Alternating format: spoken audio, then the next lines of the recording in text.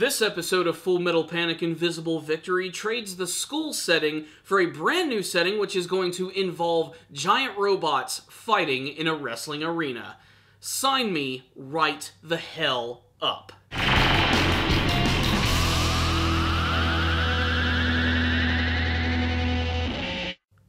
This was a very different episode of Full Metal Panic. Honestly, I didn't see this storyline coming. I didn't think that the series was going to eventually de-evolve into a show about people who fight in robots in an underground wrestling arena.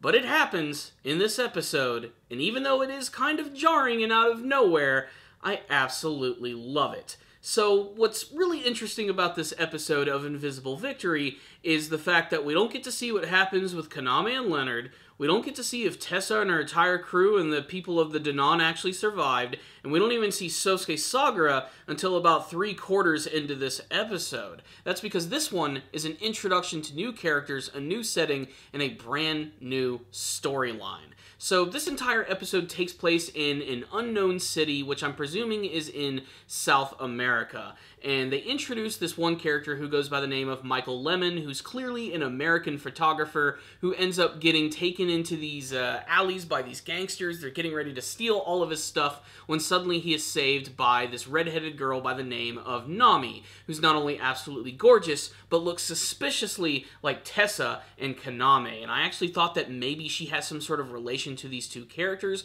Maybe she's one of them in disguise who's been completely brainwashed. It's weird how much her face actually resembles Tessa and Kaname's. And that's why my personal theory is this girl is probably a Whispered. And that makes perfect sense as she herself actually happens to own a giant robot which she uses in these big underground fights. And her current pilot has just been killed by that gangster that we saw earlier in the episode, so she needs someone new to actually fight for her. And at first they almost make it seem like maybe this photographer is going to be that guy. No, basically he's just there to sort of back up the project and throw some money in. It's Sosuke Sagara who ends up stepping up to the plate when he meets these people out of nowhere, arriving in this city to do a certain something. He doesn't get into that quite yet, but I have a feeling it might have something to do with this Nami girl and maybe even the underground fighting that's going on. But he decides to offer his services as a specialist to pilot one of her arm slaves and goes into battle and ends up just tearing it up.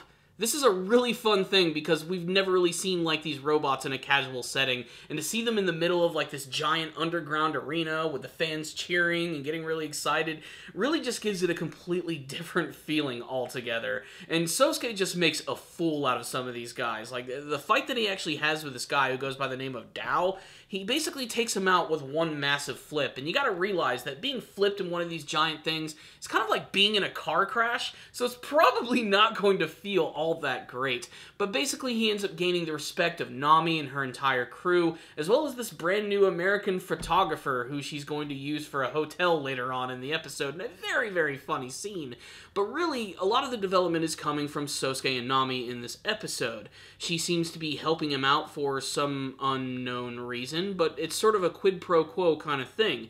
She helps him, he helps her. The last thing that Sosuke Sagara needed was another love interest, and I have a feeling it's probably going to happen with the character of Nami, considering that they're both sort of similar age and everything, and the fact that just about every single female who runs into Sosuke ends up falling in love with him is sort of an inevitability at this point. But I can't wait to see what the relationship between these two characters is going to bear, as I'm not quite sure what Sosuke's plan is for coming to this place in the first place. Maybe he is just trying to find a way to obtain a brand new arm slave, or even just go through some training. It's very obvious he's, I think, there to meet a very certain someone, but I don't know who that is. And it might actually be Nami. As I said, I think they're trying to make her like the Whispered of this arc right here. It makes sense because there is a scene where she is at the computer and doing all these inputs and upgrading the arm slave they're going to use in the battle, and she seems to know her stuff. Even when Sosuke starts spouting off all of this technobabble jargon, she seems to understand everything that he is saying. That, combined with her extreme good looks,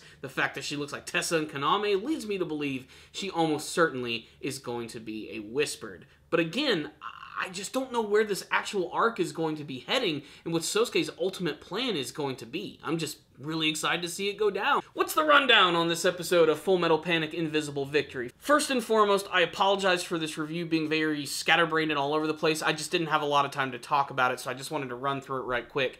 But this episode right here was really awesome. I loved the way that it was actually playing out, especially the way that they've been building it up in the intro, as I was just been desperately wondering who these brand new characters are, and they end up being surprisingly enduring by the end of the episode, especially the way it all ends when they all end up getting drunk together and having a lot of fun.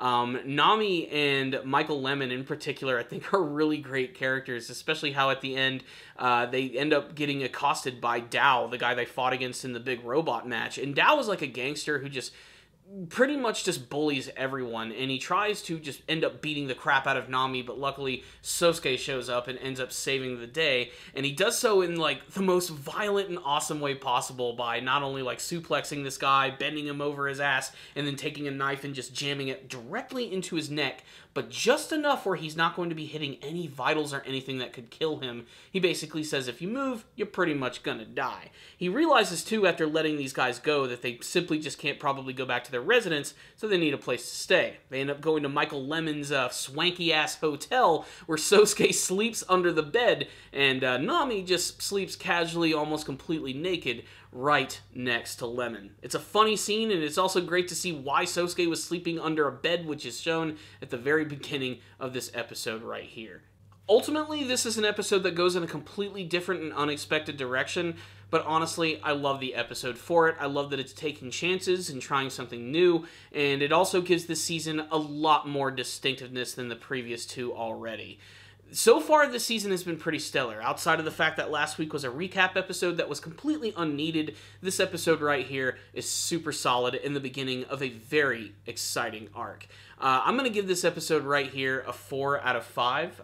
It wasn't perfect. There were some parts that did not look all that great. That being said, this was another solid addition to the series, and it already just feels so incredibly refreshing. Really, though, I'd love to hear your thoughts about the episode. What did you think of this brand new story arc, the brand new characters?